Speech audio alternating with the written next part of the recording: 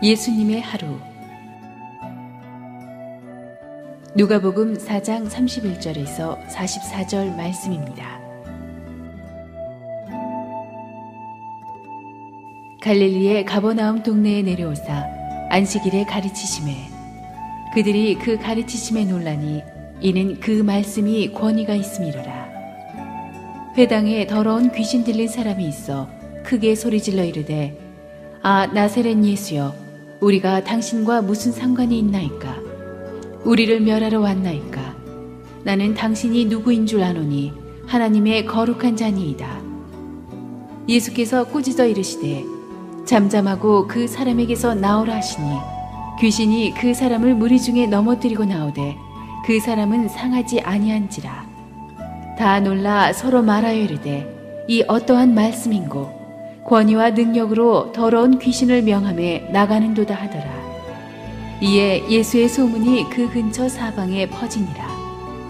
예수께서 일어나 회당에서 나가사 시몬의 집에 들어가시니 시몬의 장모가 중한 열병을 앓고 있는지라. 사람들이 그를 위하여 예수께 구하니 예수께서 가까이 서서 열병을 꾸짖으신대 병이 떠나고 여자가 곧 일어나 그들에게 수종드니라. 해질 무렵에 사람들이 온갖 병자들을 데리고 나오매 예수께서 일일이 그 위에 손을 얹으사 고치시니 여러 사람에게서 귀신들이 나가며 소리질러 이르되 당신은 하나님의 아들이니이다. 예수께서 꾸짖으사 그들이 말함을 허락하지 아니하시니 이는 자기를 그리스도인 줄 알미러라. 날이 밝음에 예수께서 나오사 한적한 곳에 가시니 무리가 찾다가 만나서 자기들에게서 떠나시지 못하게 만류하려 하매 예수께서 이르시되 내가 다른 동네들에서도 하나님의 나라 복음을 전하여 하리니 나는 이 일을 위해 보내심을 받았노라 하시고 갈릴리 여러 회당에서 전도하시더라. 함께 한번 기도하고 하나님 말씀 듣겠습니다. 하나님 은혜를 감사합니다. 주님께서 지극한 사랑으로 우리를 돌봐주신 지 오래되었습니다. 올 한 해를 마무리하는 마지막 주일 예배입니다. 하나님께서 우리 가운데 성령으로 임재하여 주옵소서. 예수님의 이름으로 기도합니다. 아멘. 오늘로써 우리는 예수님을 만난 사람들 시리즈를 마무리하고 다음 주 새해부터는 예고한 대로 우리 성령의 시대, 부흥의 시대를 몰아가는 사도행전 강해 설교를 시작하도록 하겠습니다. 오늘 예수님의 만난 사람들의 메시지 첫 번째 부분은 예수님이 나사렛에서 가버나움으로 들어오는 데서부터 시작합니다. 지난 본문에서 예수님이 자신의 고향인 나사렛에서 이렇게 배척당하시고 쫓겨나셨습니다. 선지자가 고향에서 환영받지 못한다는 말씀처럼 예수님도 쫓겨나셨다. 참 의외의 사실이죠. Jesus himself received a failure, rejection. 굉장히 충격적인 말씀입니다. 제가 아는 한국에 지금 엄청난 대형교회 목사님도 부교육자 시절에 쫓겨난 적이 있었답니다. 목회를 못한다고. 미국의 척 스윈들이라는 전설적인 설교가 목사님도 부교육자 시절에 설교 못한다고 한번 쫓겨난 적이 있었다고 합니다. 얼마나 마음이 힘들었겠습니까? 하나님의 아들이 그렇게 다이나믹하게 많은 기적을 보이고 사역했는데 나사렛에서 쫓겨나셨습니다. 보통 사람 같으면 굉장히 디프레션, 우울증에 빠지고 좌절했을 텐데 이 예수님이 자기 고향 사람들 아닙니까? 특히 나사렛 사람들이. 그런데도 아무렇지도 않게 옮기셔서 바로 가버나움으로 장소를 옮기셔서 새로운 사역을 시작하십니다. 저는 여기서 우리가 참 배울 바가 크다고 봅니다. 우리가 인생에서 하나님의 일을 열심히 하다가도 어떤 벽에 부딪힐 때가 있습니다. 내가 잘못했으면 내가 회개하면 되지만 잘못한 거 없이 열심히 했는데 거절당한 거예요. 헤어지자고 말하는 거예요. 쫓겨난 거예요. 그렇다면 여러분 그 벽 앞에 앉아서 여러분 좌절하고 슬퍼하고 원망하고 욕하고 한을 품고 나를 버린 님은 심리도 못 가서 발병이 나라 이렇게 저주하고 있겠습니까? 하나님께서는 우리 믿는 사람의 신실한 인생에도 벽을 허락하십니다. 우리에게도 우리를 거절하는 나사렛이 있습니다. 그러나 좌절하지 말고 여러분은 가버나움으로 가기를 바랍니다. 한쪽 문이 막히면 다른 문을 가서 두드리면 되는 거예요. 어떻게 항상 어디를 가든 무엇을 하든 여러분이 다 승승장구하십니까? 어떻게 모든 사람이 다 자기를 사랑해 주기를 바라십니까?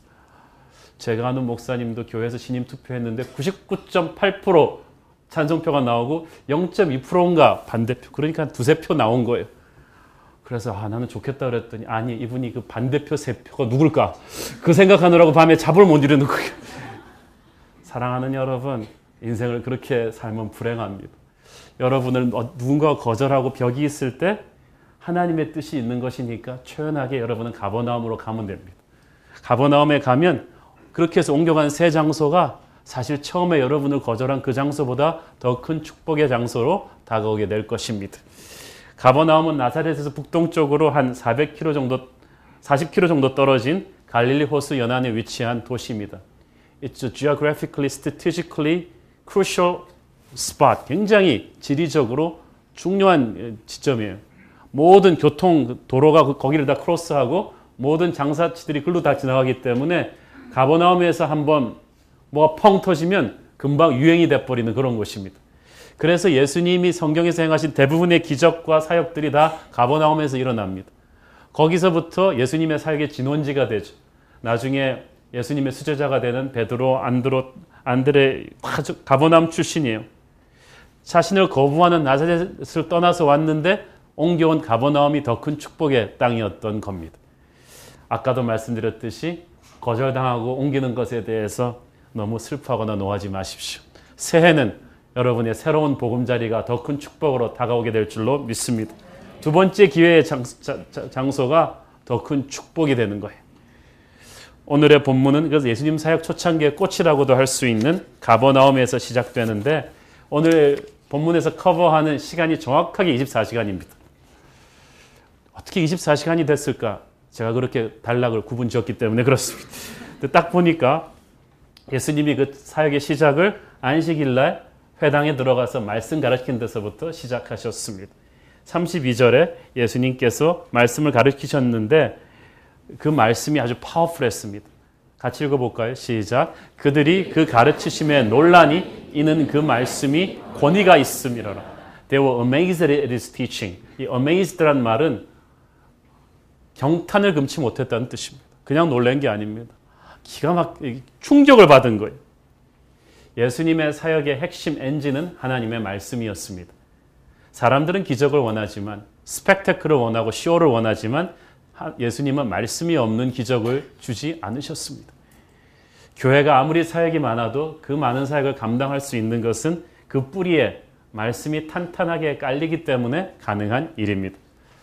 저희도 역사는 짧지만 교회 초창기부터 철저한 강해 설교와 이 설교를 깊이 나누는 순예배 모임 시간, 주보도 못 버리게 하는 이 설교 노트를 충실하게 보급하고 바이블 마스터와 LCS와 모든 훈련 프로그램을 통해서 어떻게든 여러분이 사람이 아닌 하나님의 말씀을 의지하는 그런 신앙을 다지도록 노력해 왔습니다.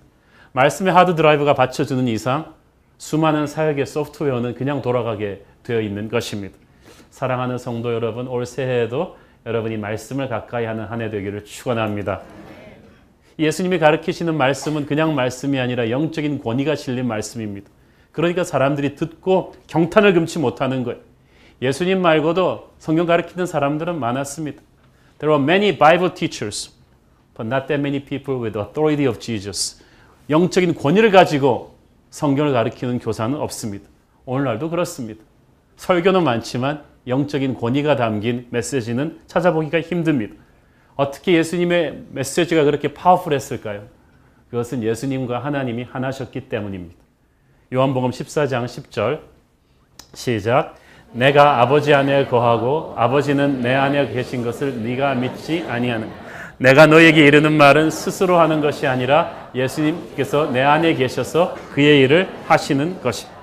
여러분이 하나님 아버지와 깊은 말씀과 기도 교제 가운데 하나가 되면 여러분이 성경을 읽으면 하나님이 직접 말하는 것 같아요. 내년에 우리 순장님들이 순예배할 때 그런 착각들이 막 순원들 사이에서 일어나길 바랍니다. 예수님이 직접 말씀하시는 것처럼 하나님과 계속 커넥트, 접속되어 있는 사람의 메시지는 하나님의 권위를 갖고 있어요. 사람들의 마음을 움직여요. 거룩한 능력이 그 메시지에 담길 것이고 심플하고 쉬운 언어로 말하는데도 태산 같은 영적인 권위로 사람들을 움직이게 될 것입니다. 저희 목회자들이 그런 권위를 가지고 설교할 수 있도록 여러분이 기도해 주십시오.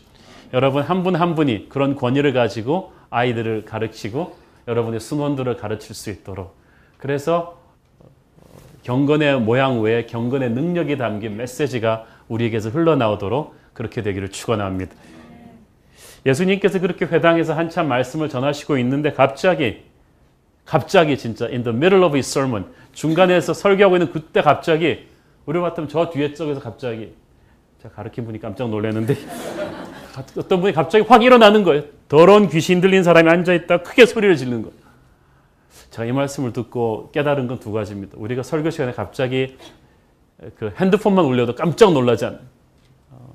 핸드폰 벨소리도 막 미량아리랑 같은 거 나오면 그냥 옆에 사람이 막 경멸하듯이 쳐다보고 설교자도 어쩔 듯이 모르고 막 힘든데, 이 사람은 귀신 들린 사람이 소리 질렀으니까 얼마나 그냥 난장판이 되어버렸겠습니까? 근데 제가 깨달은 건 그거예요. 그 귀신 들린 사람이 회당 안에 앉아서 주일날 멀쩡하게 예배드리고 있었다는 거예요. 그때부터 제가 우리 설교단에 올라오면 성도들을 다시 한번 쳐다보게 되었습니다. 이 금속 검색대 귀신 들린 게 걸리는 것도 아니고 다 들어와서 앉아있단 말이죠. 멀쩡하게 앉아있는 사람이 있을 수가 있겠구나.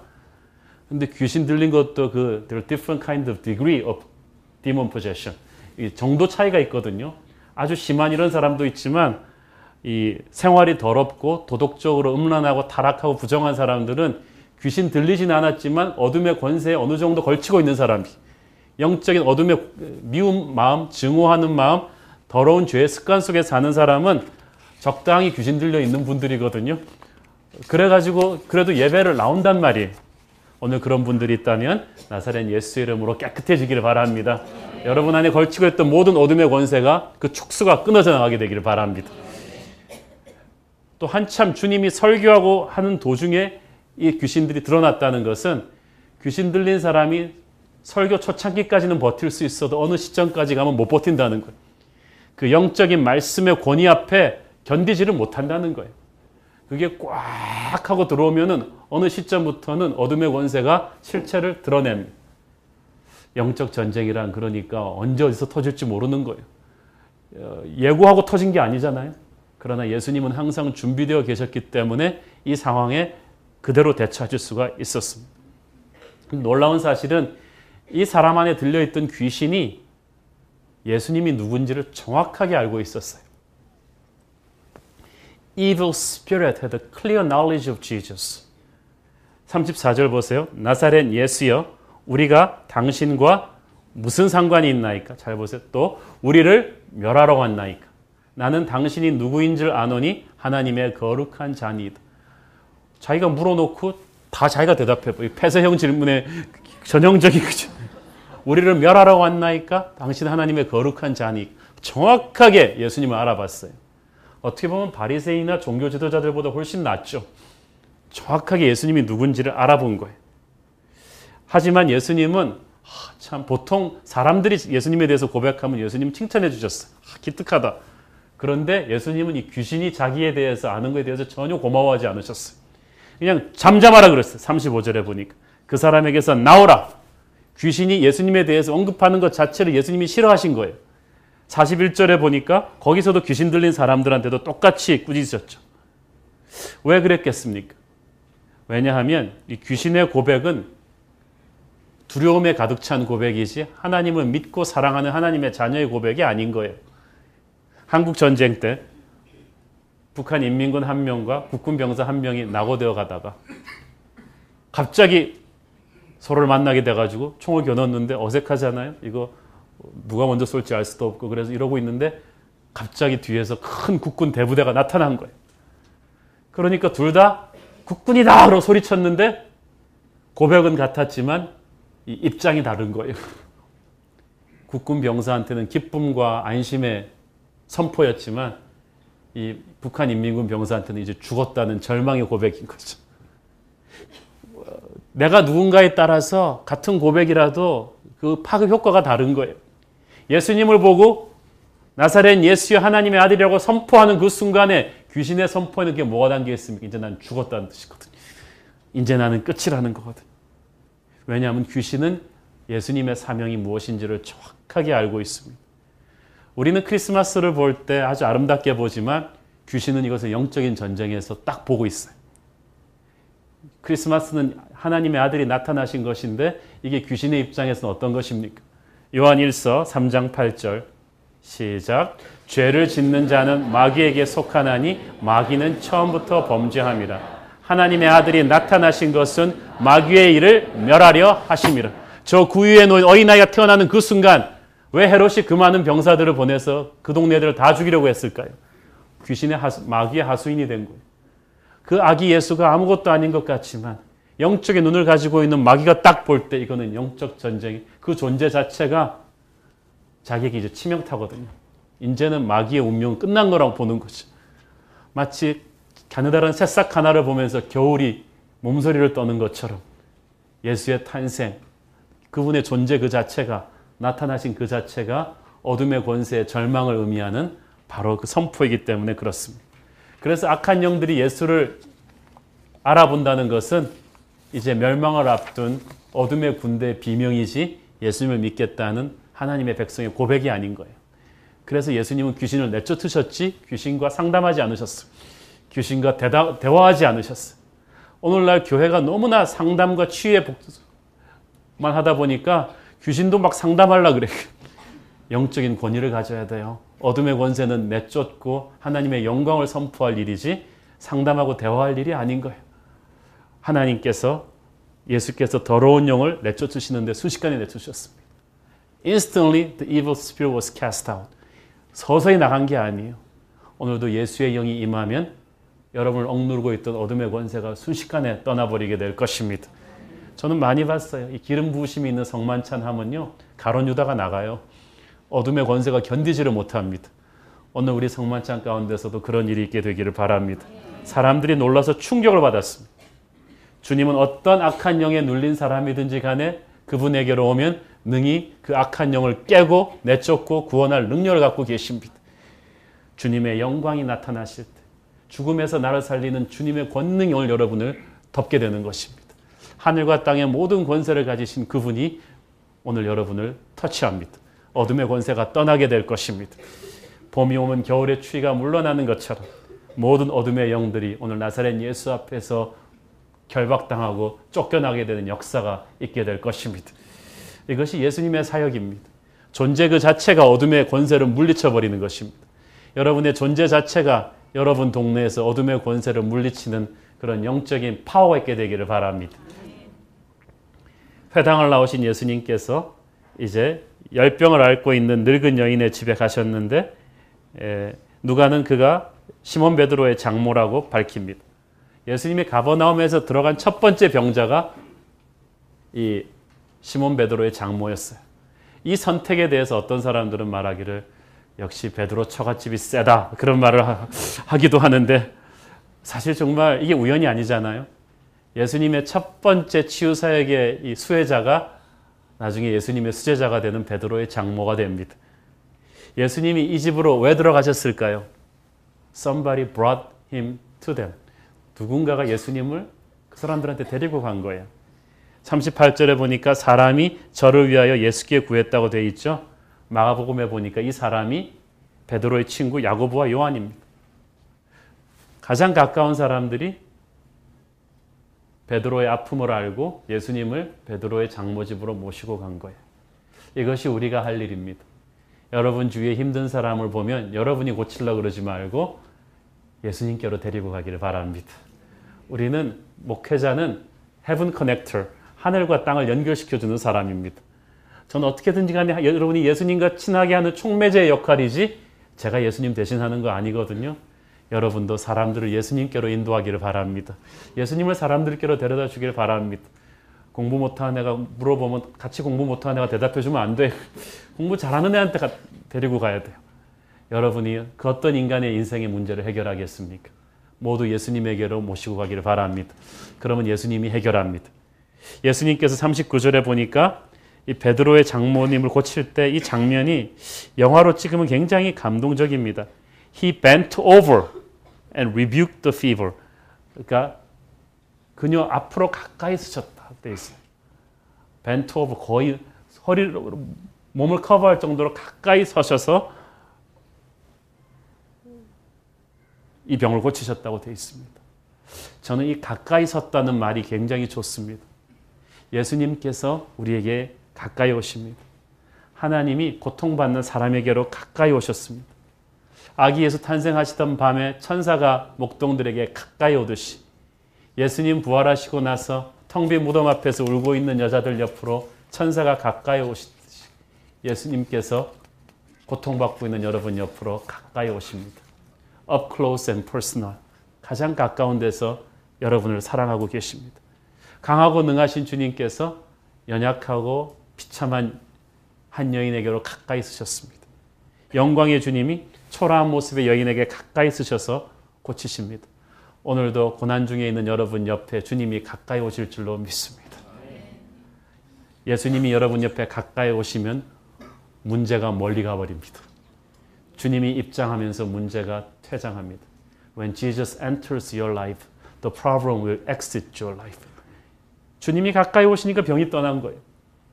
오늘 주님 내게 가까이 와 주시옵소서. 나를 억누르고 있는 문제가 떠나도록 가까이 와 주시옵소서. 주님이 가까이 오시면 병이 떠납니다. 어둠이 떠납니다. 귀신이 떠납니다. 악한 것들이 떠나게 되는 것입니다.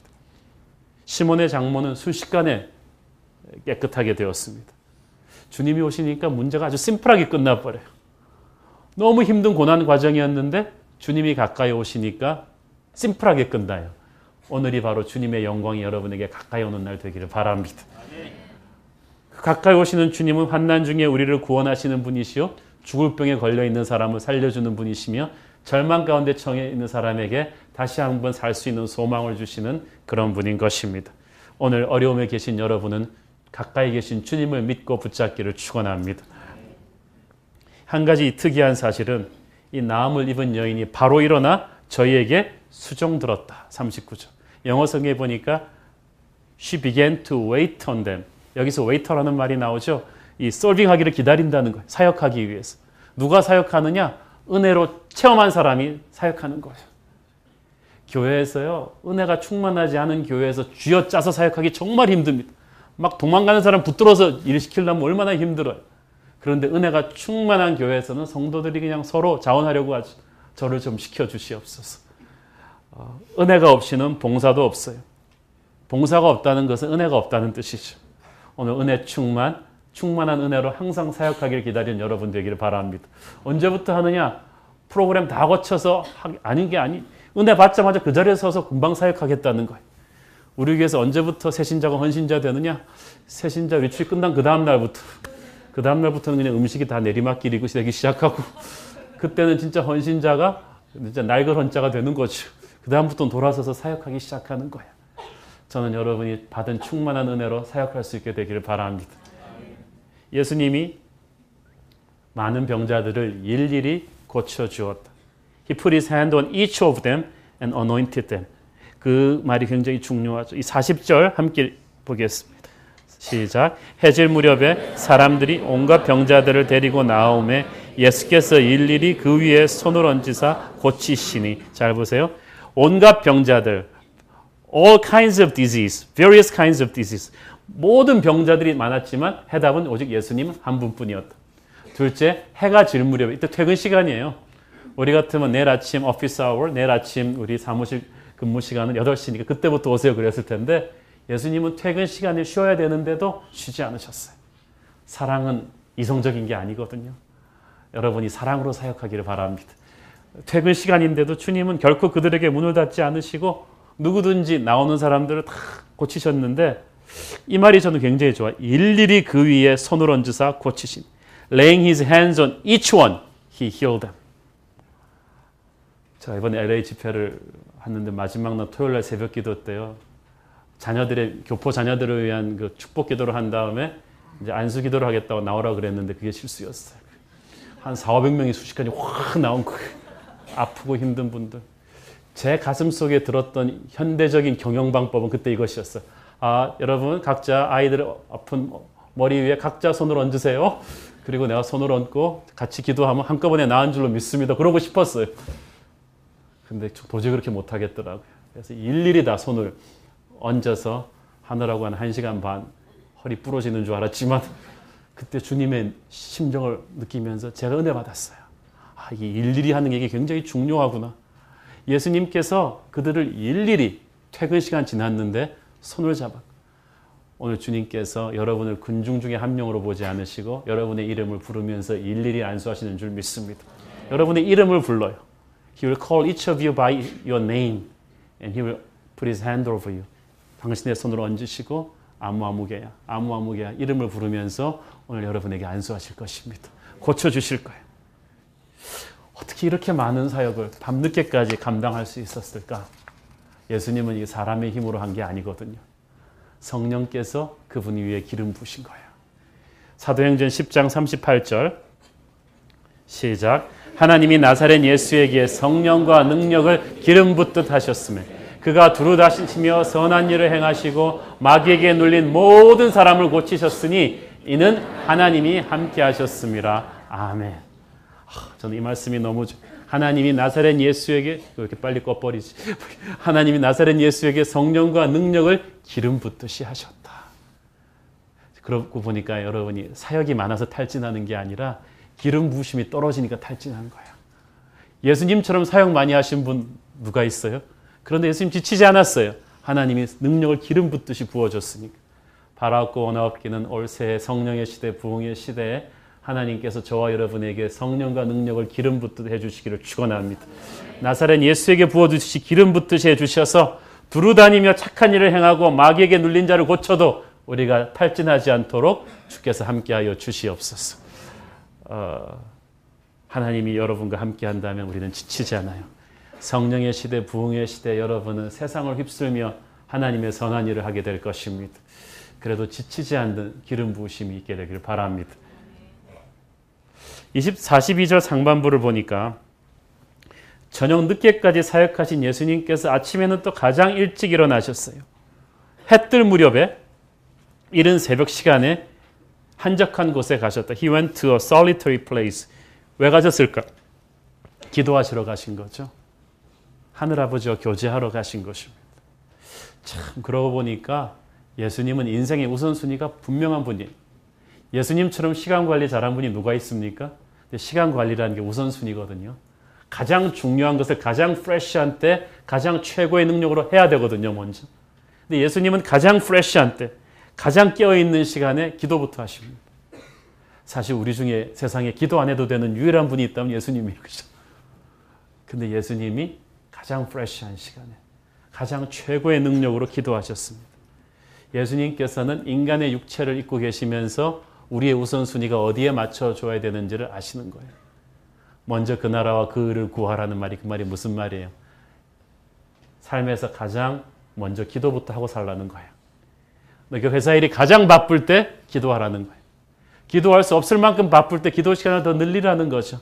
몸이 아플 때 기도할 것이며 사업이 너무 힘들 때 더 기도할 것이며 인간관계가 너무 꼬일 때 대화하지 말고 기도하라는 것입니다. 예수님께서는 하나님과의 교제를 통해서 하늘의 능력을 다운로드 받으신 분입니다. 그러니까 사람이 그를 탈진시키지 못했어요. 사랑하는 여러분이 그렇게 되기를 바랍니다. 역대하 16장 11절 시작. 여호와와 그의 능력을 구할지어다. 항상 그의 얼굴을 찾을지어다. Look to the Lord and His strength. Seek His face always. 항상 그의 얼굴을 찾을지어다. 여러분이 24시간 항상 기도 모드에 걸려있게 되기를 바랍니다. 사람에게 어려운 소리 하지 말고 하나님에게 기도하는 여러분 되기를 축원합니다. 우리가 10년 쫓아다녀도 안 될 일을 하나님이 10분 기도하는 동안에 고쳐주실 수가 있습니다. 성령의 시대, 부흥의 시대에는 하나님만이 고쳐주는 초자연적인 기적이 우리의 삶에 계속 일어나게 되기를 축원합니다. 기도하는 사람한테만 그런 일이 일어나죠. 42절, 44절을 보니까 이 가버나움 사람들이 예수님의 기도하는 시간마저도 홀로 두지 못하고 막 몰려옵니다. 그런데 나사렛에서 처음 예수님을 쫓아냈던 군중들과는 정반대로 이 가버나움의 군중들은 예수님을 너무 사랑하는 오빠 부대였어요. 나사렛에서는 예수님 물러가라 하는 안티들이었지만 여기서는 예수님 딴 동네는 가지 말고 우리한테만 계시옵소서라는 오빠 부대였습니다. 우리의 문제는 뭔지 아세요? 안티들한테 한마디 댓글만 들으면 그냥 기가 팍 죽고 싶다 그러고, 또 오빠 부대가 띄워주면 정신 못 차리고 좋아가지고 하는 게 우리의 문제란 말이에요. 그런데 예수님은 안티들 때문에 주눅들지도 않으셨지만 이 오버하는 오빠 부대 때문에 교만해지지도 않으셨습니다. 사랑하는 여러분, 여러분은 잘 될 때나 못 될 때나 오버하지 마시고 하나님 안에서 평안을 유지하기를 바랍니다. 여러분을 욕하는 사람들 앞에서도 기죽지 마시고, 여러분을 또 너무 뛰어가지고 막 달라붙는 분들한테도 너무 그 인기에 영합하지 마십시오. 사람의 감정은 지나가는 것입니다. 예수님께서 그 좋은 의도로 예수님을 사랑하는 오빠 부대들한테 뭐라고 하십니까? 43절 같이 보겠습니다. 시작. 예수께서 이르시되 내가 다른 동네들에서도 하나님의 나라 복음을 전하여야 하리니 나는 이 일을 위해 보내심을 받았노라 하시고. 보세요. 우리가 가장 경계해야 될 것들 중에 하나가 영적인 이기주의입니다. Spiritual selfishness is one of the greatest dangers of a growing church. 교회가 막 잘하잖아요. 재밌잖아요. 그러면 여기가 조사오니 신드롬에 딱 걸리는 거예요. 저희도 교회만 해도요. 아, 목사님 1000명 딱 좋아요. 여기서 더 크면 복잡해져요. 가족 같은 분위기가 깨질 것 같아요. 그러니까 본인 새가족반 들어온 그 다음부터 뒷문을 좀 어렵게 해가지고 이 가족 같은 분위기를 유지해보고 싶은 그런 게 있단 말이에요. 그런데 모든 교회가 그런 게 있어요. 새가족이 너무 올 때는 처음에 올 때는 좋다가 나중에는 이 새가족들 때문에 주차가 어렵다. 막 힘이 든다. 그러면 그때부터는 막 짜증이 나죠. 선교지로 사람 보내자, 헌금 보내자 그러면 그런 말 하는 분들이 있습니다. 한국에도 어려운 분들 많은데 왜 해외로까지 돈 보내고 사람 보내야 되는가? 만약에 그런 방식이었으면 미국 선교사들 절대 한국 못 옵니다. 미국 선교사들이 한국 왔을 때 미국의 50% 이상이 난 크리스찬이었습니다. 예수 안 믿었습니다. 우리가 부족하지만 주님을 놓아보내야 합니다. 주님은 우리만의 주님이 아니라 열방의 주님이십니다. 은혜를 받았으면 이웃과 열방에게 흘려보내야 합니다. 이것을 우리는 전도라고 합니다. Let Jesus flow to other nations. That's evangelism. 그게 전도예요. 그게 선교예요. 이 선교의 맥을 끊으면, 영적인 이기주의로 문을 닫아 걸어버리면 우리는 죽음의 바다같이 되어버릴 것입니다. 교회가 개척교회 때 다른 교회를 돕는 버릇을, 습관을 들이지 않으면 계속 우리는 남에게 나누어 주지 못하고 얻어먹는 교회가 될 것입니다. 그래서 우리는 개척교회 초창기부터 남의 교회를 돕는 훈련을 한 거예요. 몸부림을 치면서 남을 돕고 전도하고 선교하는데 우리의 돈과 사람을 흘려보내야 하나님께서는 더욱 새로운 은혜를, 축복을 우리에게 부어주시는 줄로 믿습니다. 아무쪼록 새해에는 은혜를 독점하는 사람이 아니라 흘려 나눠보내는 여러분 되기를 축원합니다. 우리가 살펴보니 가버나움에서의 예수님의 24시간 정말 밀도 있지 않습니까? What a day. 안식일이었지만 정말 계속 설교하시고 사람들 고치시고 돌보시며 일하는 이 예수님의 헌신. 예수님은 삶의 철학이 분명하신 분이셨습니다. 요한복음 9장 4절 시작. 때가 아직 낮음에 나를 보내신 이의 일을 우리가 하여야 하리라. 밤이 오리니 그때에는 아무도 일할 수 없느니라. 이 말은 무슨 말입니까? 하나님이, 여러분이 하나님의 일을 할 수 있는 프라임 타임이 있다는 거예요. 감독이 선수를 집어넣어서 선수가 뛰게끔 하는 시간이 있어요. 그런데 이상한 선수는 집어넣었을 때는 안 뛰다가 나오면 갑자기 막 이제 막 뛰고 막 이러면 안 되는 거예요. 여러분이 들어가 있는 그 플레잉 타임, 하나님이 주는 그 시간, 그게 낮이에요. 항상 주님의 일을 할 수 있는 거 아니에요. 그때는 여러분은 24시간을 정말 주님처럼 살아야 합니다. 그렇게 빈둥빈둥 적당하게 매너리즘에 찬 예배와 그런 사역을 하면 안 되는 거예요. 저는 우리 새로운 교회 지난 1년 반 동안에 정말 보통 교회 10년 할 거 이상의 그런 부지런함으로 우리가 열심히 노력했다고 믿습니다. 내년도 그렇게 되기를 바랍니다. 주님 다시 오실 날이 얼마 남지 않았기 때문에 우리는 그렇게 빈둥빈둥 살 여유가 없습니다. 다시 한번 성령의 능력으로 떨쳐 일어나서 이때까지 살아온 게으름과 나태와 무기력함의 삶을 굿바이 해버리고 이제부터는 정말 깨어서 예수님처럼 부지런히 움직이는 그런 인생 살게 되기를 축원합니다. 내년부터는 이거 좀 쉬어야지, 그런 말 하지 말게 되기를 바랍니다. 뭐든지 열심히 하시고 하나님의 나라 일에 헌신하시고 훈련받는 일에 자기를 투자하시고 사역하는 일에 자기를 쓰셔서 정말 닳고 닳아서 주님 앞에 갈 때는 빈털터리가 될 정도로 아낌없는 예수님의 24시간 같은 밀도 있는 인생 사시기를 축원합니다. 기도하겠습니다. 사랑하는 아버지 은혜를 감사합니다. 예수님의 하루는 정말 멋있는 하루였습니다. 정말 말씀을 전하며 사람을 살리며 악한 영들을 쫓아내며 거룩한 하나님의 영광을 선포하는 축복의 24시간 우리도 그렇게 살게 하여 주시옵소서. 예수님의 이름으로 기도합니다. 아멘.